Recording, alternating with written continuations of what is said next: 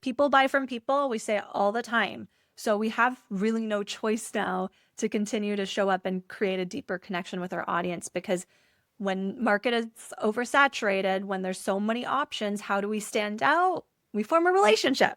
So that's my journey and how I got here. I do this work because I believe in it, like from such a deep, transformative level. Completely. And I think, you know, coming back to this like service-based business piece, if you're the owner, you're going to have a personal brand no matter what. It's just how comfortable are you putting that out there? And that's what I hear from your story is like eventually you got more comfortable getting on those talking videos. And I freaking know that journey. It's really hard. It's It's hard. very hard and cringy to put yourself out there. Welcome to Side Note, the podcast, where we explore the intersection of business and intuition.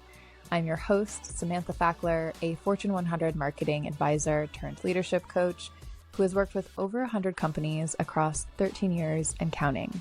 And yes, I also keep crystals on my desk. I love astrology, and I'm a trained Reiki master. So I see the connections that other people miss. Join me for conversations that'll change how you think about business, life, and everything in between. Welcome to today's episode of the podcast. We are joined by Katrina Owens, a personal branding and public relations expert. Katrina, welcome to the show. Thank you for having me, Sam. So excited to be here, and I was so glad to connect with you. I think on Threads originally, so got a lot to talk about. I've met some amazing people through Threads. Me It's too. very underrated in terms of a social platform. hmm And it feels like a more welcoming, like friendly Twitter that's not That's a ton of toxic, crazy shit. that is what I always say. I am like, we needed it. We needed a version of Twitter where we could all be friends. So, as a personal branding expert, one of the questions I get a lot is how is personal branding different than branding? And I want to tackle that up front. Great question. So branding overall generally pertains to like the identity that a product or an organization or an event, what that entity decides to show up as through its colors, through, the way it makes people feel in the font choice and the visuals that it chooses to represent itself, along with its voice, its messaging, and all of those little marketing pieces. Personal branding is that, but applied to a human. And when we apply it to a human, we bring in the natural inherent characteristics of that person to really stay at the forefront. And then we layer on all those traditional marketing pieces as kind of a secondary layer, but it really is using like who you are as a person to shine first, and then putting the marketing plan and strategy behind it to start selling whatever services or products that you might be representing as yourself. I hope that covers it a little bit. I feel like we'll get into the details a little bit more, but hopefully that sets the tone for where we're headed. Definitely. Yeah, I think I've been talking a lot about branding recently and how important it is. And it really makes sure that all of your marketing is doing its job, whether you have a Mhm. service-based business, a product business, or you're the face of the company. And if your marketing's not working, then it's probably a brand problem. It's like, hey, let's look at the foundation. I think there's a crack here. Oh my gosh, I have said that too. We are on the same page. Yes. But I think the confusion with personal branding is, you know, a lot of service-based businesses, the business owner is in front already because you're the person carrying out those services or you're somehow involved. So, what's the distinction between like a service-based business focused on branding versus the personal brand piece? Such a great question, because that question's actually living in my DMs right now from a business owner who is showing up as her business because she owns it, she's the face of it, but she's struggling with what the difference is between building a personal brand. And most of us think that if we're building a personal brand alongside our business, it must mean setting up like a personal Instagram or a personal social media account and using that to like show all the inner workings of our lives. And that's simply not true. Do not go down that road. When we use personal branding to amplify our business, it's really starting to build a personal connection with our audience. So the gaps I can see that this business owner has that's in my DMs, that really is this perfect example, is she might be showing up as the face, but her story is not connected to what she does in her business at all, at least from what I can see. And this is a business owner that I actually like shop from. So for me, I know her for her product and her amazing product that she sells. I don't necessarily shop from her because of her. I mean, that's a bonus. But for her, if she really starts to get into why the work that she does is impactful for her community, and also why it's such an important part of her and her story, and letting those pieces shine through a little bit more, really starts to create an emotional connection and an emotional relationship to our audience and our buyers. Helps people relate to us a little bit more, and really makes that connection go deeper. Because if I know those parts about her, I'm no longer just buying from her because I think she sells a great product.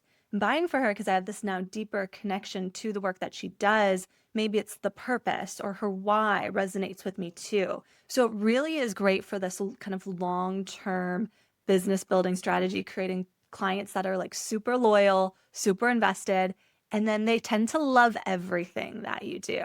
So when you want to do like a Kim Kardashian, where now we have all of these different businesses, that's because Kim Kardashian, for lack of a better example, has a brand that has a very dedicated and loyal audience that loves her skincare, but also her clothing, watches her on her show. And that's how you get to then expand into different ventures, because now people are following you, buying from you because of you, and less about what the actual product is. Right. True fans, but also Yes. friends. Yeah, That's friends. what it It's the new feels like. fan friend.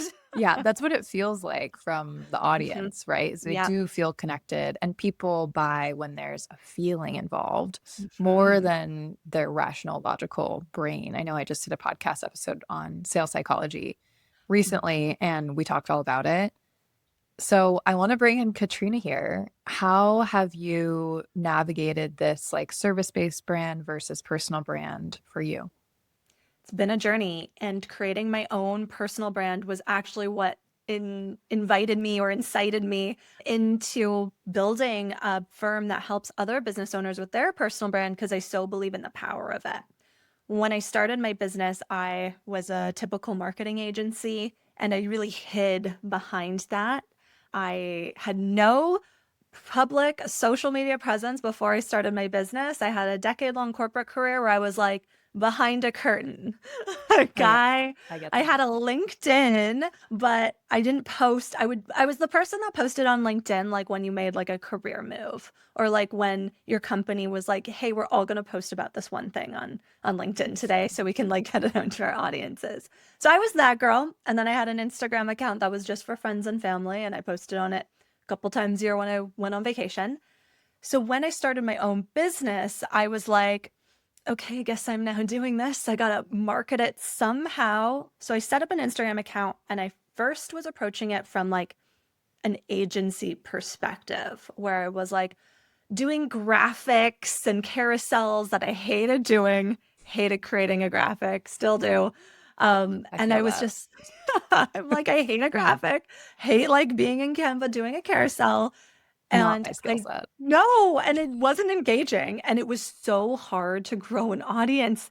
I remember the first few months of my business, my Instagram account was like less than 100 followers, and no one really cared about what I was posting, and it weighed on me. It weighed on me so heavy.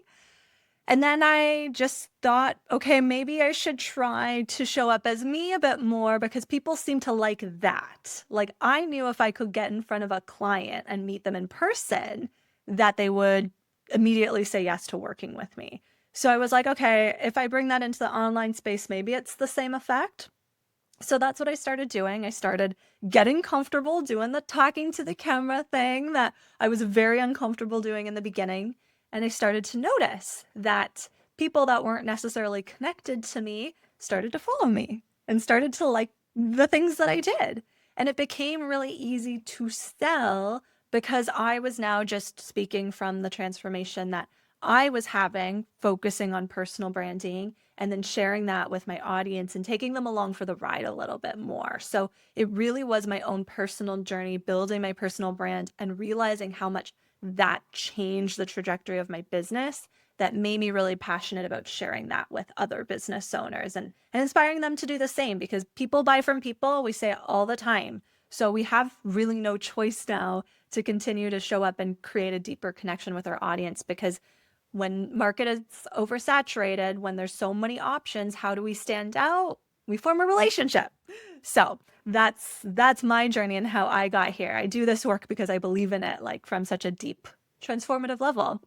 Completely. And I think, coming back to this like service-based business piece, if you're the owner, you're going to have a personal brand no matter what. It's just how comfortable are you putting that out there? And that's what I hear from your story is like eventually you got more comfortable getting on those talking videos. And I freaking know that journey. It's really hard. It's It's hard. very hard and cringy to put yourself out there.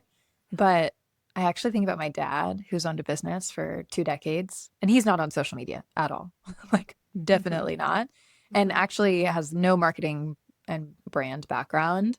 But what I saw through his experience is that he naturally created a personal brand just based on what he did in Mhm. communities and, occasionally sponsoring like charity things and golf tournaments and really getting out and just meeting people. And so I saw him form this kind of like analog personal brand over decades where a lot of people in the area like know him. So if they Mhm. need what he produces, they'll go to his company. And so he's not the face, but he has a personal brand. And I think that's something to remember for all service-based business owners is you're going to have a personal brand to some extent. It's just how comfortable are you putting it out there on certain channels? Yeah, and you raised such a great point. Like, this isn't a new thing. This is actually how businesses have been built for decades, because people before social media had to leave their house and they had to go out and build networks and meet people in person and do that work. And that's a large part of the work that I do with my clients too, is a personal brand is not just built behind a screen. It can't be. So it is really getting out of the house, taking this online persona, but also living it every day and understanding how it translates between the online and offline world. Completely. And how do you help people figure that out? I It's a imagine a lot of questions come up. So many questions. It always starts with questions and what I like to call a discovery, because the personal brand is so deeply personal, obviously, that you need to be connected to what you really want to be doing in your business and in your life to make that come through authentically. So, my line of questioning, and when we do this initial discovery with clients, it really is, what do you really want to be doing? Not the thing that you're like, this is what works in my business, although I hate doing it. That's not going to work in a personal brand. It's also not the thing that you're like, oh, someone once told me like I was good at this. So like I think that's what I should be. It's also not that. It's what we really want to spend our time doing, because that's what we're going to have purpose and passion behind. And that's what draws people in and connects them to us. So it starts with that discovery. And then we translate that into a traditional marketing strategy, because at the end of the day, we're still growing a brand in the traditional sense. So we take that like really deep inner piece, what we really want for ourselves and the vision for our life and our business. And then we apply traditional marketing principles to that: target audience, competitive differentiation, focus, the messaging, even like the colors and tone that somebody uses to show up online. All of those things we then apply to this personal brand so someone can start marketing themselves. And then it's similar as you would do for a product. It's, what's that social media strategy? What's the public relations strategy? And all of those extra things to really start to take that brand to the next level and treat it like a real business. Yeah, completely. So I think the biggest thing that people get tripped up on is the very beginning of that process. And even un- I think recognizing and articulating their passions, because I know I struggled with this a lot. I was like, well, I'm passionate about like women building their businesses and being successful at things that really drive them. And then I started to look at myself and my whole life and kind of asking these questions of like, well, why would they come to me for this? There's lots of people they could go to grow their business. There's more to it than that. And I think that's when I started to look at my differentiation, but the things that I'm really drawn to, that I'm really naturally passionate about. And I think that's a lot of just like spiritual connection with the self, like not necessarily religious, but like how do you stay aligned with who you are and what you believe in as you grow a business that's successful. And so for me, that was kind of my way of clawing my way there and understanding. But how could someone start to tap into like what are those passions and things that I care about that might be a part of my personal brand? Yeah, that's a really great question. I think to have a very strong personal brand, that deeper connection to self is so important. Most personal brands I know do a lot of journaling and have a spiritual connection to something. For me, I do a lot of like astrology, looking at what's happening in the universe and comparing it to my own chart to be able to help guide me a little bit. For someone that's trying to start that discovery, it really is going inwards first, understanding, okay, where have I been blocked in the past from maybe showing up authentically? Because a lot of our insecurities and some of the shadows of ourselves can also have an effect on our personal brand. And maybe that's in a negative way, but also maybe it can be part of our story. Mhm. So always suggest doing that deeper inner work through journaling, even through meditation. Visualization can be a big one too. This is something I love to do with my clients. It's actually a visual exercise of like, who do you want to show up as? Because a lot of the time we see ourselves in a different light than how other people see us. But then we also have a vision for how we want to show up, but it feels like there's a disparity between where we're at right now and where we want to be. And I found for myself, especially that visualization really like sitting with, okay, if I'm going to this particular event or if I'm doing this particular project or launch, what does that version of me look like when she's making that happen or when she's working the room? And you'd be surprised at how that does unfold eventually. I had a launch party for my podcast a couple weeks ago, and I spent the whole month leading up to that, like visualizing the room, visualizing me, how I would act in that sold out room. I like visualized it full and sold out and the whole thing. So that's where I would suggest starting first, that like have the vivid image, because if it's inside of you and if you can dream it, then you can bring it to life. But there's going to be a lot of mindset challenges and a bit of a journey along the way, just because it is such a deeply personal part of us. Oh, yeah. I mean, that's when perfection flares up and Mhm. stops you from posting the story about something messy from your past. And one song I've been like loving lately is Messy by Lola Young. Oh my God. Yes. It's so good. And I feel like when I listen to that, I'm just reminded that actually it's the messy parts that people connect Mhm. with. It's not the polished veneer. Yep. So, can I ask you a personal question? Yes. Always. What is the vivid visualization for you in the future, like 5, 10 years? For me, I want to be like a highly paid keynote speaker. I actually have this vision of me on, and this is the first time I'm going to say this in a public forum. So, listeners, get ready. I've said it to a lot of friends though, but I have this vision of me on like the cover of Forbes where it's like she transformed the PR industry, because that is really what I do through personal branding and showing personal brands how to use public relations to grow. I have pretty strong opinions on what doesn't work in traditional PR and why it needs to change. And for a very long time, I was scared of sharing those viewpoints because I didn't know what that meant for me as a professional. I wasn't confident enough in my process and just in my work to be able to really own that. And I finally got to a point where I was like, well, how many clients do I have to see successfully pitch themselves to like TV, major publications, big events to just know that this is the way? So once I finally was able to do that inner piece, I'm like, yeah, I see myself as the woman who is showing other people that this is what PR looks like now for your personal brand. You can grow one at any stage. You're never too old. You don't have to have a large audience. You can build an audience from scratch, even though it might feel like it's too late, or we let that kind of infiltrate our line of thinking. So, partner actually said when we were talking about this at dinner last week, he was like, "Yeah, one day people will call you like the grandmother of PR." I'm like, I'm obsessed with that. I'm obsessed with that. So Ooh, cool. that's so cool. Yeah. Yeah. And I love how you see it specifically on the cover of Forbes. There are so many Mhm. specific details in there. And of course, I want to dig in so many different areas, but like, what is one of those things that you're like just so frustrated with traditional PR? It feels broken and you want to bring that to light.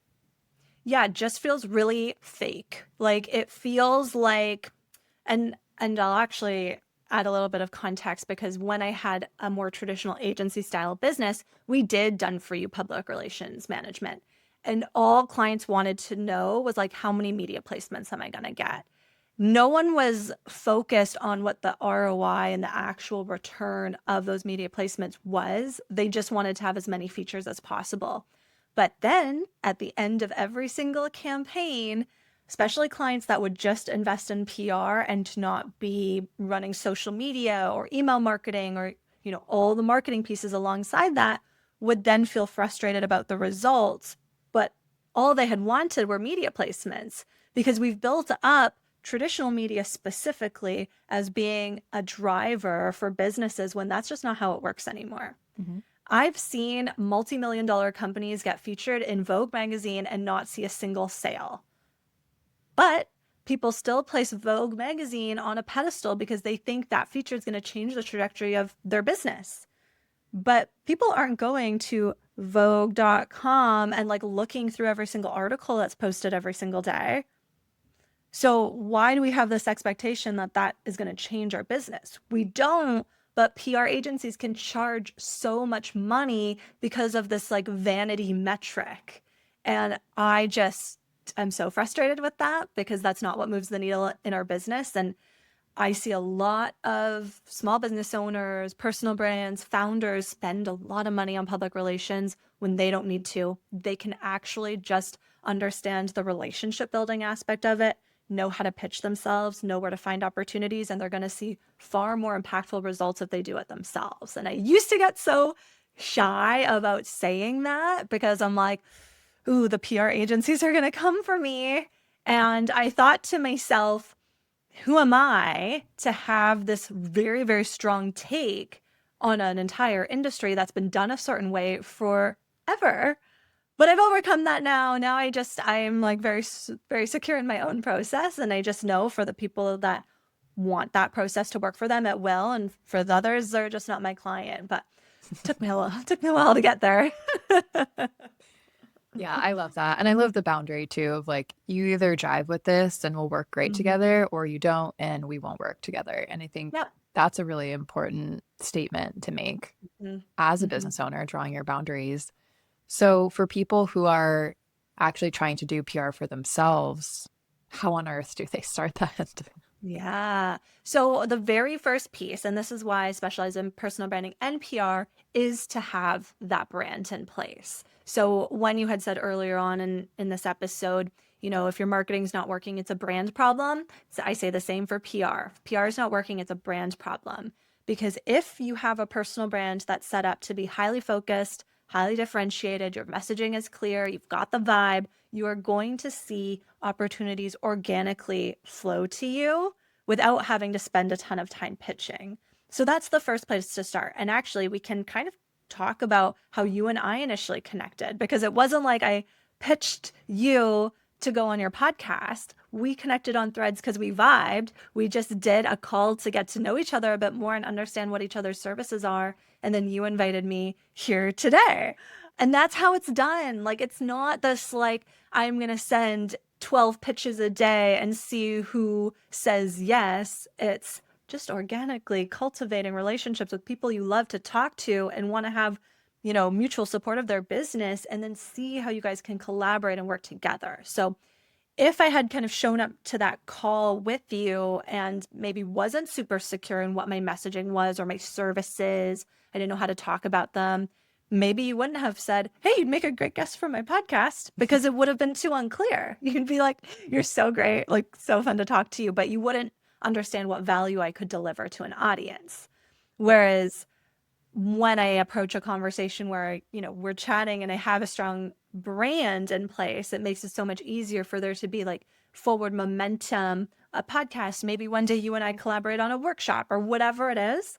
But that's really what it looks like. And that's why that brand is so important.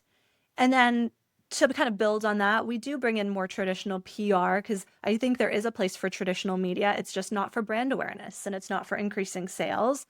I think people can secure media features if we're going to use it for brand authority, like showing that we are an expert in our field, that we've been quoted in different places, mentioned in different publications. That's great. But we can't expect that that's what's going to drive sales to our business.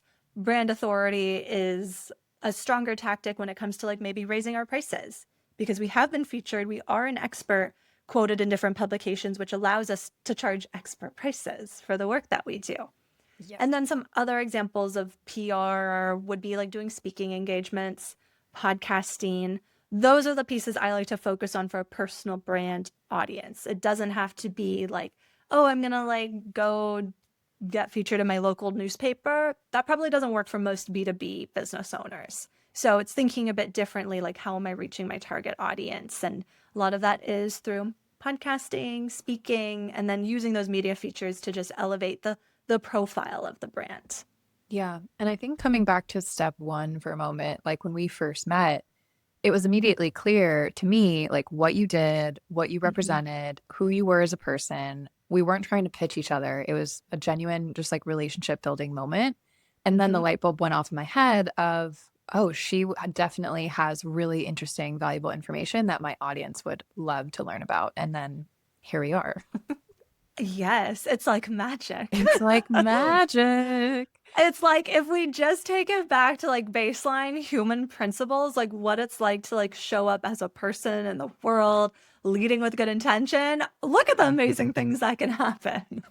Yes, a Who would thousand have percent. thought? 1,000%. And it reminds me that, I was a marketing leader for many years, and the one slice of the pie that I was never truly an expert on was public relations because I had never been a PR manager or Mhm. specialist or what have you. But when I did started working really closely and had PR people as part of my team, I quickly learned how it all works between PR agencies and media. Mhm. It's all relationship based. Yep. So when you work with an agency, you're essentially getting access to their PR people's relationships with journalists at different outlets. And I was like, huh, that's interesting. And Mhm. part of that feels a little weird. So now coming back to personal PR, it is also relationship based, but it sounds like there's an opportunity for those relationships to be really genuine and they don't have to be exclusive. Yeah. And to your point, it's so funny because it is just paying for access. And I always say, like, you're a business owner. Like, why do you need to have a middleman when we live in the internet age? We can figure out what journalist represents what and make our own relationships that are much more sustainable for the business. A great example of this is a client I had who worked in professional hockey. For him, he was actually a done for you public relations client in the beginning. And I'm like, we must move to a coaching model because it's going to be far more effective for your business if you form the relationships with these journalists.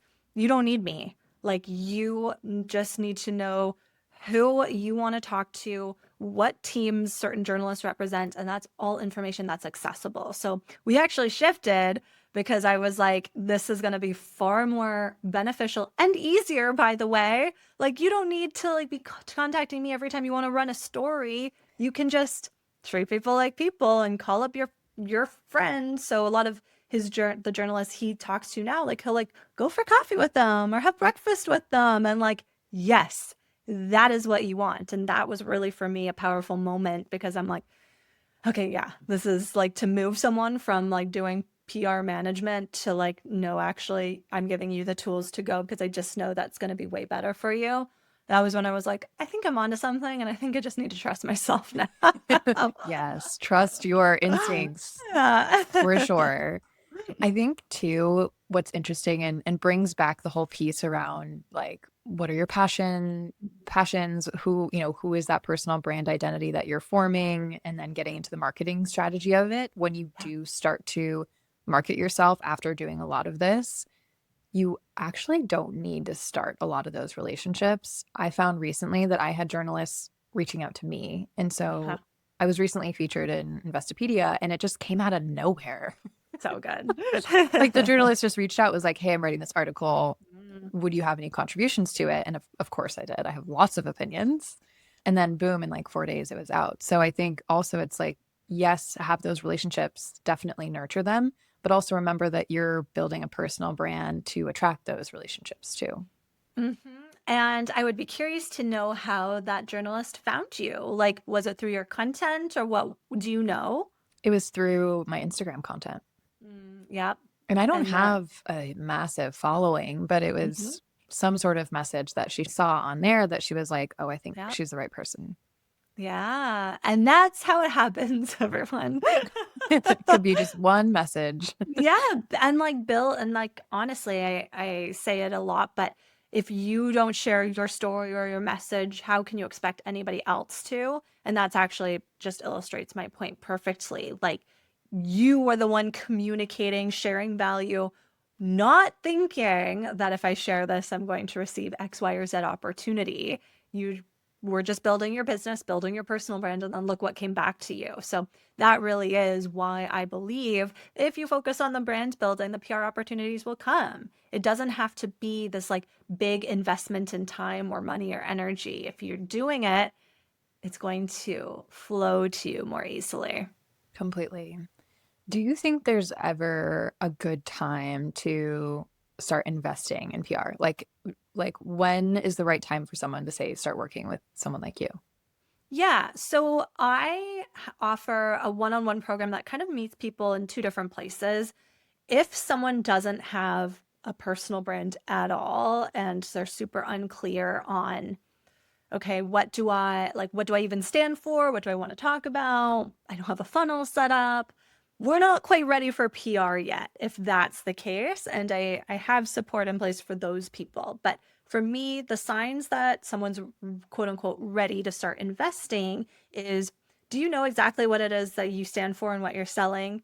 Can you show up in a room full of people and say, this is who I am, this is who I serve, without like kind of going back on your messaging? Because it's so interesting. I'm running a group program right now, and this week was all focused on like tagline, elevator pitch. And some of the women are women that I've seen in other iterations of the program, or I've seen at different events, women that I've helped with their taglines previously.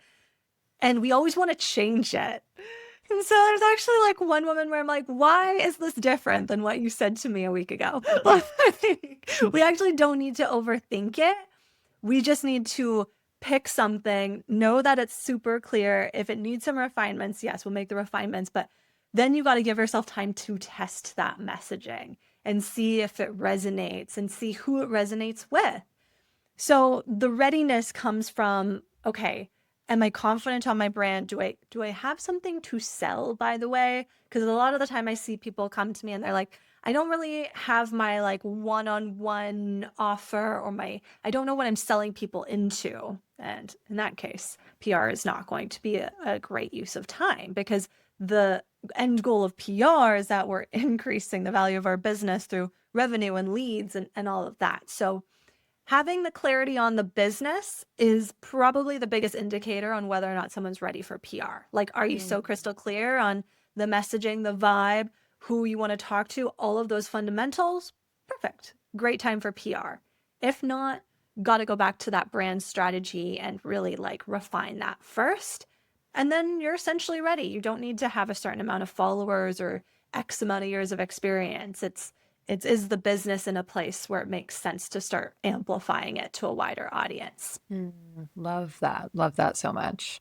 Yeah, it's sometimes people don't even realize that the fundamental pieces need to be polished up a bit. Mm-hmm. And I find a lot of Uh-huh. people come to me for that to help refine like their offer suite and Yeah. business strategy, brand strategy, all that good stuff. Yeah. Is there ever a case where someone wouldn't build a personal brand? I think it's up to them. It's so interesting because as the personal brand queen, I always say, like, you have one, so you can choose to use it or not.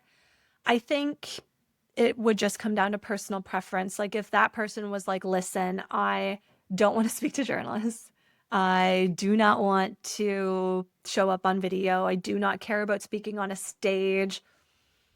okay, there's other ways to grow a business. Mhm. We can sell the product, we can sell the experience.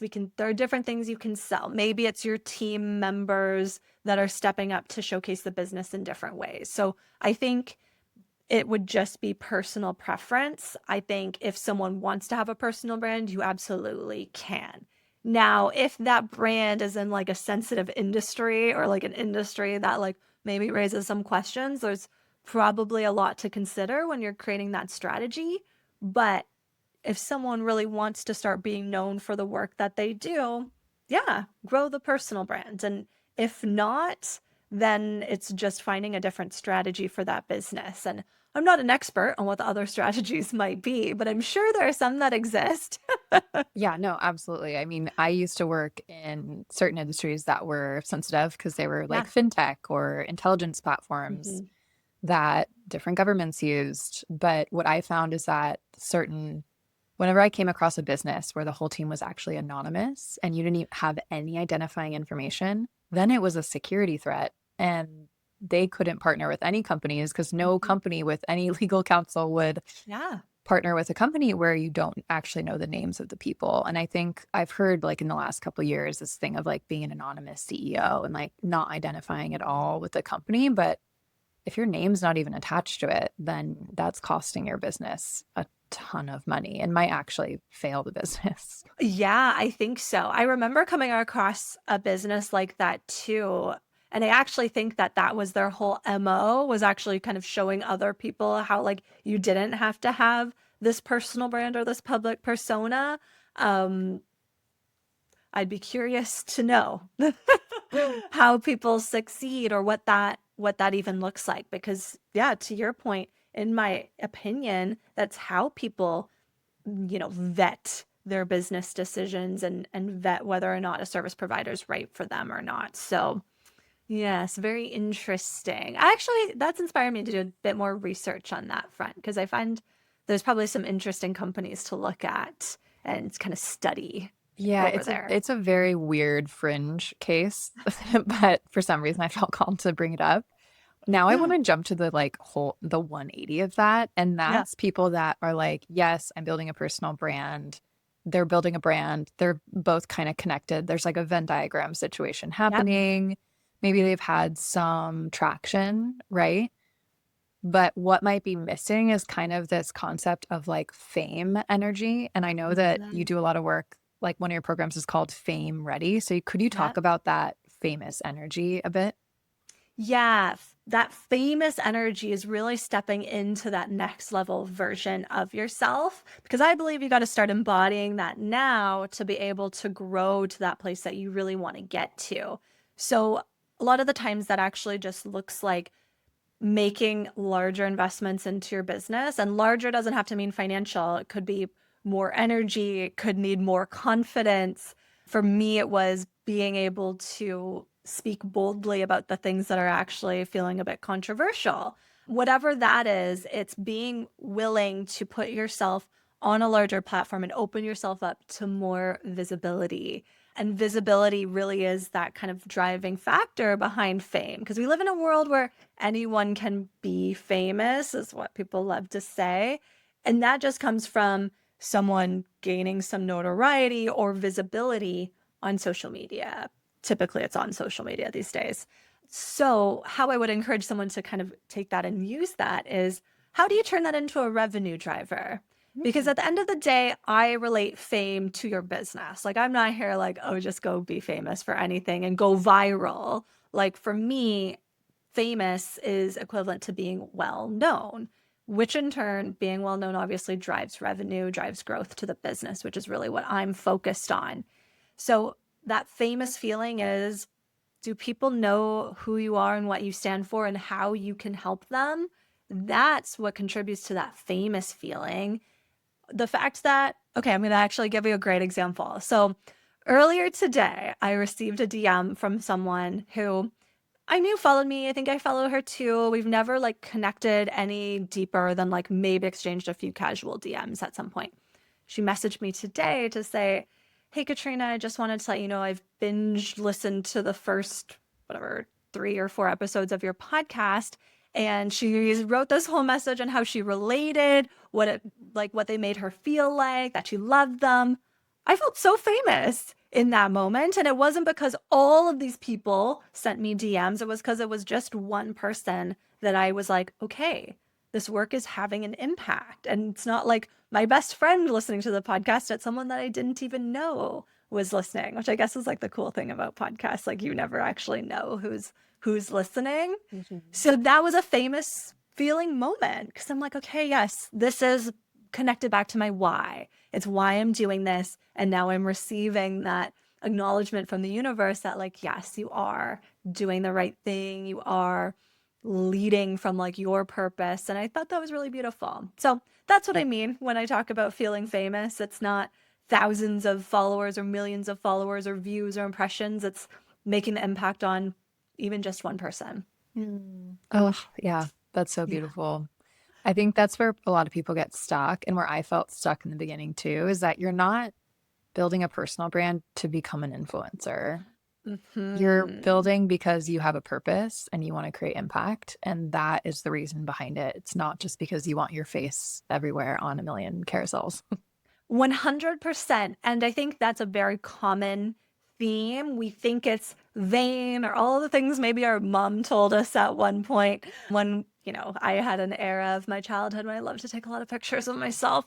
And so you kind of like feel this sense of embarrassment where you're like, okay, like this is all about me now. And that can feel a bit uncomfortable because we've been conditioned to think that it shouldn't be. But when we're doing really great work and we're actually helping people, like that's why we need more people to know about our business. And that's why we need more people to meet us because we're having an impact. We're helping business owners make more money or achieve whatever goal it is that they have and what they hire us for. So coming back to that, like it's not fame to just like be famous. It's fame because we're helping people. And that is a powerful thing. Absolutely. I think that is probably where we should close it because it's just so powerful. And I really want people to leave with that. Like, this is about purpose, this is about impact. Oh my goodness. Katrina, thank you so much for coming on the show. Of course. Thank you for having me. Loved this conversation. I think it will resonate with so many people. I think so too. Now, where can people find you? Yeah, so you can find me on Instagram at Katrina Owens PR. You can also find me on my podcast, which is called KO Your Brand. So I release 2 episodes per week that really go into like the nitty-gritty of personal branding and public relations. So lots of actionable takeaways and strategies and all of that over there. So yeah. Love it. Well, so many good things from this episode. I cannot wait to get out to the people. If you're listening and you got something from this, please share it with a friend, a colleague, or someone who this would resonate with. And if you like Mhm. the show, please give it 5 stars. All right. Catch you later.